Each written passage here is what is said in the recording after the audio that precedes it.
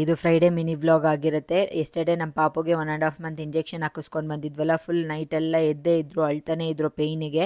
ನೈಟೆಲ್ಲ ನಿದ್ದೆನೇ ಮಾಡಿಲ್ಲ. ನನಗೂ ತುಂಬ ಸುಸ್ತಾಗಿ ಹೋಗ್ಬಿಟ್ಟಿತ್ತು. ಸೊ ಅದೇ ಟೈಮಲ್ಲಿ ನಮ್ಮ ಪಾಪುನು ಸ್ಕೂಲ್ ಕಳಿಸ್ಬೇಕಲ್ಲ, ಬೇಗ ಎದ್ದು ಎಷ್ಟಾಗುತ್ತೋ ಅಷ್ಟು ಬೇಗ ಬೇಗ ಕೆಲಸ ಎಲ್ಲ ಮಾಡಿಕೊಂಡು ಅವ್ರನ್ನೂ ರೆಡಿ ಮಾಡಿ ಇವತ್ತು ಸ್ಕೂಲಿಗೆ ಕಳಿಸ್ದೆ. ಆ್ಯಂಡ್ ಇವಾಗ ಪರವಾಗಿಲ್ಲ, ಆರಾಮಾಗಿದ್ದಾರೆ. ಅದಕ್ಕೆ ತೊಟ್ಲಲ್ಲಿ ಹಾಕಿ ಮಲಗಿಸಿದ್ದೀನಿ.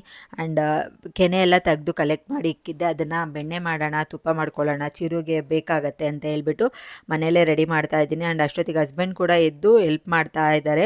ಸೊ ಫೈನಲಿ ಇಷ್ಟು ದಪ್ಪ ಬೆಣ್ಣೆ ಸಿಕ್ತು.